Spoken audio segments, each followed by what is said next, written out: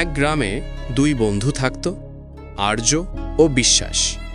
দুইজনের স্বপ্ন ছিল অনেক বড়। দুইজনই জীবনে এস্টাবলিশ হতে চেয়েছিল, কিন্তু মাইন্ডসেট দুইজনের একেবারে অপোজিট ছিল। আর্য সবসময় বলতো সময় তার নিজস্ব গতিতে কাজ করে, আর বড় জিনিস শুধু পেশেন্স দিয়েই বিল্ড হয়। বিশ্বাস বলতো সময় নষ্ট করার কোনো মানে নেই, শর্টকাট খুঁজে নাও, তাড়াতাড়ি সাকসেস নাও। একদিন দুইজন ডিসাইড করলো একই কাজ করা যায়, একটা ছোট প্ল্যান্ট নার্সারি শুরু করবে, এবং দুইজন একই দিনে একই জায়গায় দুটো করে সিড লাগালো। 1 মাস পরে বিশ্বাস সয়েল খুঁড়ে খুঁড়ে দেখে সিড কেন ওঠেনি। আর্য তাকে থামিয়ে দিল, যে জিনিসটা গ্রো হচ্ছে তাকে ডিস্টার্ব করা যায় না। 2 মাস পরে বিশ্বাস ইমপেশেন্ট হয়ে গেল। সে chemical, extra water, fast growth formula সব ট্রাই করে ফেলল।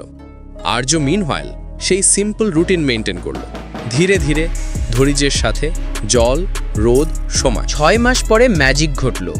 আর্যের প্ল্যান্ট দ্রুত গতিতে গ্রোথ শুরু করলো। বিশ্বাসের প্ল্যান্ট হলুদ হয়ে শুকিয়ে গেল। বিশ্বাস শকড এবং জিজ্ঞেস করল, আমি বেশি চেষ্টা করলাম, তাও আমারটা মরল আর তোমারটা বেঁচে গেল কেন? আর্য কাম ভয়েসে সিম্পল একটা কথা বলল, তুমি টাইমের ওপর ট্রাস্ট করোনি, তুমি নেচারের প্রসেসকে টর্চার করেছো, তুমি গ্রোথকে ফোর্স করতে গিয়েছিলে।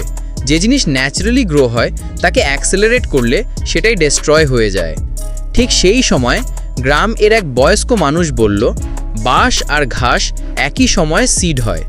ঘাস 6 সপ্তাহে উঠে যায়, বাঁশ 5 বছরেও ওঠে না। কারণ বাঁশ প্রথম 5 বছর তার রুটস তৈরি করে, আর রুটস তৈরি হয়ে গেলে মাত্র 6 সপ্তাহে 90 ফুট পর্যন্ত উঠে যায়।